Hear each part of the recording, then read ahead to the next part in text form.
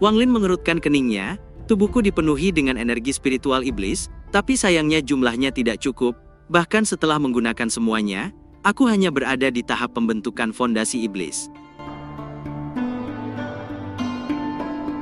Di antara orang-orang yang berlatih mantra pemurnian jiwa, ada seorang pemuda yang menarik perhatian Wang Lin. Pemuda ini sangat berbakat. Hanya dalam waktu 3 bulan, ia telah mencapai tahap ketiga, di mana ia dapat membuat bendera jiwanya sendiri. Wang Lin telah mengajarkan Ouyang cara pembuatan bendera jiwa, namun lembah roh iblis kekurangan bahan, jadi membuat bendera jiwa akan menjadi sulit. Ketika menyadari hal ini, Wang Lin meluangkan waktu untuk memikirkan solusi masalah itu. Ia berhasil menggunakan beberapa pohon baja, kulit binatang, dan beberapa segel untuk membuat sesuatu yang dapat meniru efeknya. Bendera pengganti ini hanya dapat menyegel hingga 10 jiwa, berarti batasnya adalah bendera 10 jiwa. Namun dengan menggunakan 10 bendera ini secara bersamaan, itu hampir sekuat bendera 100 jiwa. Setelah menanamkan cara pembuatan bendera jiwa baru pada batu giok, Wang Lin memanggil Ouyang dan pemuda bernama 13. Pemuda 13 ini tampaknya memiliki ketertarikan alami terhadap mantra sekte pemurnian jiwa. Dia berdiri di hadapan Wang Lin yang duduk bersila, dengan sikap hormat dan takjub terhadap dewa surgawi tertinggi di hadapannya. Semakin dia mengolah mantra pemurnian jiwa, semakin banyak rasa takjub yang dia rasakan di dalam hatinya. Selama 3 bulan, dia mempelajari mantra itu. Dia mengerti jika dia bisa menguasainya sepenuhnya, kekuatannya akan semakin kuat. Bendera jiwa 100 jiwa, bendera jiwa 1000 jiwa, bendera jiwa 10.000 jiwa, pikir 13 dengan kegembiraan melintas di matanya. Ouyang Hua jauh lebih berpengalaman daripada 13, jadi dia berdiri diam di sana sambil memperlihatkan ekspresi hormat. Yang mulia surgawi, semua 27 laki-laki sudah mulai mengembangkan mantra iblis, namun sebagian besar masih terjebak di tahap pertama, dan ada 6 yang belum berhasil mencapai tahap itu, kata Ouyang. Wang Lin sedikit mengangguk. Meskipun mantra pemurnian jiwa mudah dipelajari, itu tidak cocok untuk semua orang. Melihat tatapan Wang Lin tertuju padanya, 13 menjadi semangat dan berkata, "Yang mulia surgawi, aku telah mencapai tahap ketiga. Jika aku dapat membuat bendera jiwa, aku dapat keluar untuk menemukan pecahan jiwa untuk disegel di dalamnya." Wang Lin tersenyum tipis, dia mengulurkan tangannya, dan sebuah batu giok muncul dan melayang ke arah 13. Cara untuk membuat bendera jiwa ada di batu giok itu. Pelajarilah, kata Wang Lin. 13 dengan senang menangkap batu giok itu, lalu menempelkan batu giok itu ke dahinya. Tubuhnya sedikit gemetar, dan matanya dipenuhi cahaya. Dia menatap Wang Lin dan tiba-tiba berlutut ke tanah, dan bersujud 3 kali. "Kau boleh pergi, fokuskan seluruh usahamu untuk menciptakan bendera jiwa," kata Wang Lin. 13 mengangguk. Dia meletakkan batu giok, lalu pergi dengan hormat. Ouyang ragu sejenak, ia menatap Wang Lin, lalu menatap batu giok di tanah. Tanpa izin Wang Lin, ia tidak berani mengambil batu giok itu untuk memeriksanya. "Ambil dan lihatlah, kamu telah mencapai tahap ketiga. Jika kamu berhasil membuatnya, kekuatanmu akan meningkat pesat saat kamu menggunakan energi spiritual iblismu untuk menyegel pecahan jiwa," kata Wang Lin. Ouyang segera mengambil batu giok itu dan menempelkannya di dahinya. Sesaat kemudian, dia berkata dengan hormat, "Junior akan mencari bahan untuk membuatnya."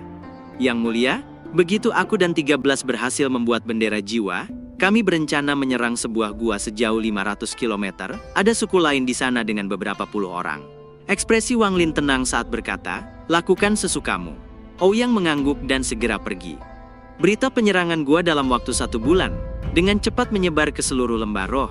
Bagi penduduk lembah, ini adalah pertempuran besar, meskipun jumlah lawan lebih banyak. Namun berkat mantra pemurnian jiwa, peluang mereka untuk menang cukup tinggi. Selama 1 bulan itu, semua laki-laki dengan giat mengolah mantra pemurnian jiwa. 13 orang meninggalkan desa, dan mengumpulkan cukup bahan untuk membuat bendera jiwa. Ketertarikan 13 terhadap mantra pemurnian jiwa kembali terlihat. Setelah gagal 3 kali, ia akhirnya berhasil membuat bendera jiwa pertamanya. Bendera jiwa pertama ini menyebabkan keributan besar di dalam lembah. Semua orang mengelilingi 13, dan bendera kecil di tangannya menjadi fokus tatapan semua orang. Ouyang mengusap jenggotnya dan tersenyum. Dia sudah membuat bendera jiwa beberapa hari sebelum 13, tapi dia tidak mengungkapkannya pada semua orang. Seorang dari kerumunan bertanya, 13, Bendera jiwa hanya berguna setelah kamu menyegel pecahan jiwa di dalamnya. Kapan kamu akan menangkap pecahan jiwa untuk disegel di dalamnya? 13 mendengus dan berkata, siapa bilang aku belum menyegel pecahan jiwa di dalam? Kalian semua, lihat baik-baik, kata 13. Tangan kanannya membentuk segel dan energi spiritual iblis berkumpul dari segala arah untuk membentuk cahaya hijau yang menyala di ujung jarinya. Lalu dia menunjuk ke arah bendera jiwa, dan bendera itu langsung berkibar. Kabut hitam tiba-tiba terbang keluar dan berubah menjadi singa bersayap. Singa itu mengeluarkan raungan yang mengejutkan semua orang. Mata Ouyang menyipit. Dia terkejut merasakan kekuatan jiwa singa itu dan berpikir, bagaimana cara 13 mendapatkannya? 13 menunjukkan ekspresi bangga saat dia menunjuk binatang itu dan berteriak, serang. Segera pecahan jiwa singa itu memperlihatkan tatapan tajam saat ia menyerang dan menghantam dinding dengan keras hingga retak di depan banyak tatapan terkejut.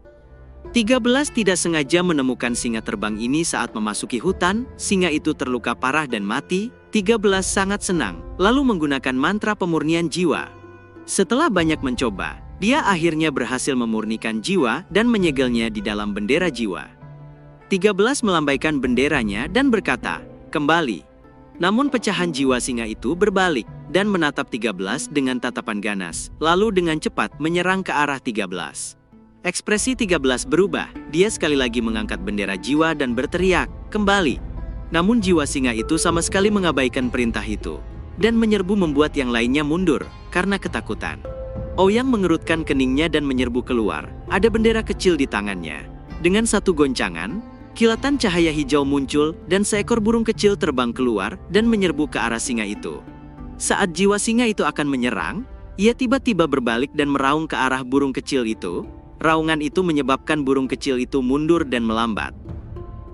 Kesempatan itu membuat singa itu bergerak cepat dan tiba di samping 13 dan membuka mulutnya untuk melahap 13. Wajah 13 benar-benar pucat, ia ingin mundur, tapi kecepatan singa itu sangat cepat, ia hanya bisa menyaksikan mulut besar singa itu mendekatinya. Namun tepat pada saat ini, suara dingin terdengar dari lembah, binatang berhenti. Singa itu terkejut dan benar-benar berhenti menyerang. Di saat yang sama, sosok ilusi Wang Lin muncul di langit. Jiwa singa itu menatap sosok ilusi Wang Lin dan langsung gemetar.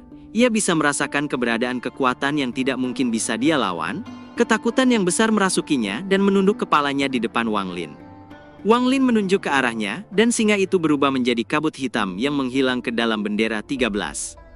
Wang Lin menatap 13, binatang singa itu cocok menjadi jiwa utama untuk bendera jiwamu. Namun ingatlah, tidak boleh ada muslihat dengan mantra pemurnian jiwa. Kamu mampu menyegelnya, tapi ia mampu menolakmu. Biarkan ini menjadi pelajaran untukmu, kata Wang Lin kemudian menghilang. Wajah 13 dipenuhi rasa malu ketika dia melihat bendera di tangannya dan mulai merenung. 5 hari kemudian, terdengar suara keras dari kejauhan saat barisan panjang orang bergegas menuju lembah. Mereka adalah orang-orang yang berhasil ditangkap kelompok Ouyang dan menjadi tawanan. 13 berjalan di ujung barisan, sikapnya tidak lagi sombong dan tampak jauh lebih tenang. 13 mampu menunjukkan kemampuan terbaiknya dalam pertempuran ini. Dengan kerjasamanya dan Ouyang, mereka mampu melewati formasi dan mengejutkan musuh. Tetua musuh dimangsa oleh singa 13, dan jiwanya kemudian dimurnikan dan disegel ke dalam bendera jiwa. Para tawanan kemudian diberi minum cairan hijau penghapus ingatan. Ouyang bergegas menuju Wang Lin dan membungkuk hormat lalu mengeluarkan sebuah kristal. Yang mulia surgawi, aku menemukan kristal iblis ini dari suku musuh untuk diberikan pada yang mulia. Wang Lin melambaikan tangannya dan kristal hitam itu terbang ke tangannya dan mengamatinya. Kristal iblis peringkat 2, gumam Wang Lin, sesaat lalu melahapnya. Kristal itu dengan cepat menyatu dengan kristal iblis di tubuhnya, dan menjadi kristal iblis tingkat 5. Wang Lin menatap Ouyang dan melambaikan tangannya, sepotong batu giok terbang ke arah Ouyang. Itu mantra tahap keempat, pelajari dengan baik, kata Wang Lin. Ouyang dengan senang menerima batu giok itu dan segera pergi. Setelah Ouyang pergi, mata Wang Lin berbinar, sepertinya ini adalah langkah yang tepat.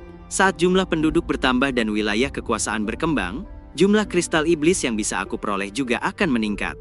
Selain itu, semakin banyak orang yang mengolah mantra pemurnian jiwa, itu berarti aku akan dapat memulihkan kekuatan penuh bendera 1 miliar jiwa lebih cepat. Semua pecahan jiwa yang dimurnikan oleh Kuyang dan lainnya bisa menjadi miliknya hanya dengan satu pikiran. Cepat atau lambat, bendera 1 miliar jiwa akan menjadi utuh kembali. Waktu setengah tahun berlalu, jumlah penduduk lembah Tanah Roh Iblis telah meningkat beberapa kali lipat. Selama waktu ini, selain 13, ada 4 orang lagi mencapai tahap ketiga dan perlu membuat bendera jiwa mereka. Semua orang kini sudah tahu aturan Wang Lin. Jika mereka ingin mantra di atas tahap ketiga, ada 3 cara untuk melakukannya. Yang pertama menyerahkan kristal iblis, yang kedua menemukan petunjuk mengenai orang asing, dan yang ketiga membuat setidaknya 10 bendera jiwa 10 jiwa, dan 4 bendera harus memiliki jiwa utama di dalamnya. Sedangkan untuk mantra tingkat kelima, persyaratannya lebih ketat. Pada saat ini, hanya Ouyang yang memenuhi syarat untuk memperoleh mantra tingkat keempat.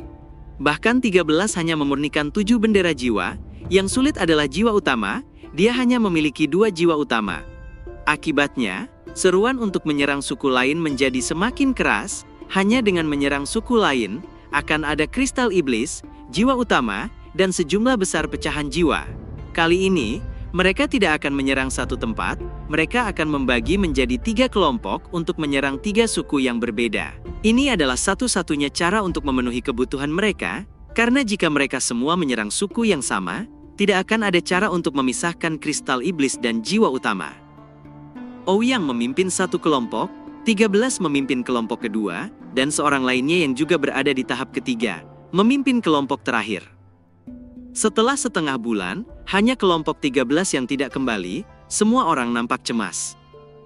3 hari kemudian, awan hitam muncul di luar lembah. Itu adalah seekor singa bersayap. Meskipun tidak ada luka di tubuhnya, ia sangat lemah. Ada 13 yang tergeletak tak bergerak di punggungnya, dan tubuhnya penuh luka. Ada garis darah yang tampak sangat aneh yang bergerak di tubuhnya. Setelah melihat singa itu, hampir semua orang segera mengenali bahwa itu adalah singa milik 13, dan orang di punggungnya yang terluka adalah 13. Setelah singa memasuki lembah, ia meraung, dan jiwanya hampir menghilang menjadi bintik-bintik cahaya. Tepat pada saat ini, sebuah suara tenang bergema dari lembah, "Padatkan jiwa." Saat suara itu terdengar, bintik-bintik cahaya hitam dengan cepat menyatu kembali menjadi singa yang pulih. Semua orang menunjukkan ekspresi hormat dan membuka jalan ketika Wang Lin muncul dan berjalan mendekat. Jari Wang Lin menunjuk singa itu menyebabkan singa itu menjerit kegirangan dan bergegas menuju jari Wang Lin dan menghilang. Wang Lin tiba di samping 13, dia melihat cacing darah yang bergerak-gerak di sekujur tubuhnya. Wang Lin berjongkok dan menekan jari kanannya di dada 13 membuatnya menjerit kesakitan. Di saat yang sama, cacing darah melesat keluar dari tempat Wang Lin menekan dan menusuk ke arahnya. Tatapan mata Wang Lin menjadi dingin, dan kekuatan tak terlihat muncul di tubuhnya. Terdengar suara keras seolah cacing darah itu telah mengenai dinding baja dan terlempar ke belakang dengan kuat. Wang Lin menggerakkan tangannya dan menangkap cacing darah itu dan menariknya keluar dari tubuh 13 lalu meremasnya hingga hancur. Wang Lin melihat 3 bintang energi spiritual iblis yang dikumpulkan 13 dari kultivasi mantra pemurnian jiwa semuanya hilang, beberapa meridian di tubuhnya hancur, dan semua bendera jiwanya dicuri. Musuh bertindak sangat kejam tapi tidak membunuh 13, sebaliknya, ia membiarkan singa membawa 13 kembali, jelas musuh itu memiliki tujuan lain. Wang Lin mengarahkan jarinya ke dahi 13, dan energi spiritual iblis memasuki dahinya. Tubuh 13 mulai bergerak dan membuka matanya dan melihat Wang Lin. Dia ingin berdiri untuk memberi hormat, tapi tubuhnya terasa sakit. Ia hanya bisa berkata dengan lemah, "Tuan, dalam perjalanan pulang, kami bertemu dengan suku yang besar. Kami mencoba menghindari mereka, tapi mereka tetap menyerang. Ada seorang pria tua berjubah putih yang mengambil bendera jiwaku dan menanamkan cacing darah itu di dalam diriku. Dia mengatakan jika Tuan ingin bendera jiwa itu kembali, Tuan harus menemukannya." Wang Lin sedikit mengangguk, "Bawa dia untuk beristirahat," kata Wang Lin, melangkah maju dan menghilang. Wang Lin bergerak cepat saat menuju kejauhan. Dia ingin melihat orang macam apa yang tinggal di suku itu yang berani menantangnya. Di suku air, nampak 2 lelaki tua sedang duduk di sebuah ruangan sambil minum teh. Lelaki tua berjubah putih itu merenung sejenak dan berkata, "Besok aku akan pergi. Aku tidak bisa meninggalkan kota iblis kuno terlalu lama. Jika aku tinggal lebih lama lagi, akan sulit untuk menjelaskannya pada jenderal sayap kiri." Tetua berjubah abu itu mengangguk dan berkata, "Kau melukai orang itu dan mengambil bendera kecil aneh mereka.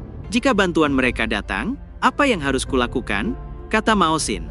Mata Mao Jun menjadi dingin, gunakan saja formasi itu untuk membunuhnya.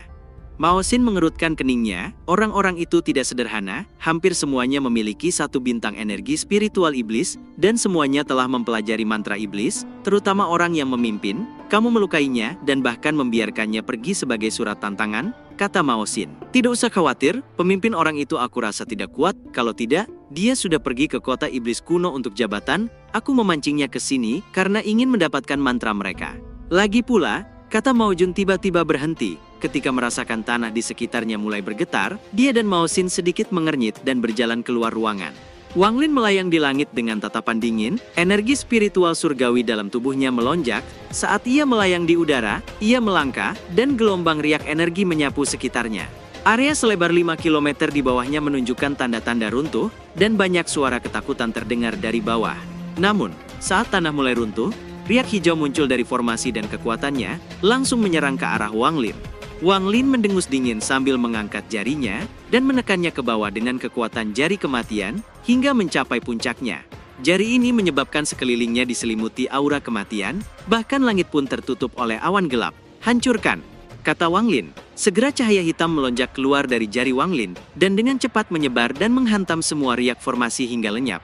Wang Lin melayang di langit dan menatap dingin ke arah suku di bawahnya. Matanya yang dingin menyapu dan berhenti pada Mo Jun dan Mu Xin. Semua orang di sekitar melihat Wang Lin dengan wajah ketakutan.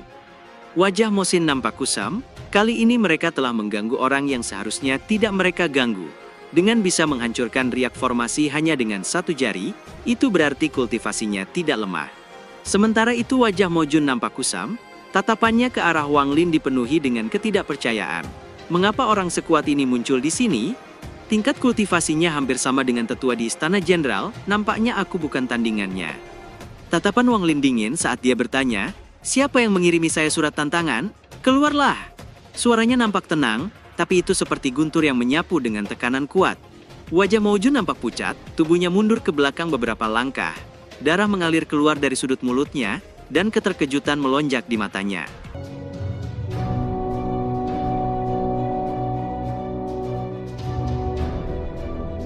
Cerita pun selesai, nantikan spoiler selanjutnya guys. Buat yang belum subrek, dibantu subrek yuk guys, biar jalan terus spoilernya. Buat yang udah subrek mudahan dilancarkan rezekinya. See you and ciao.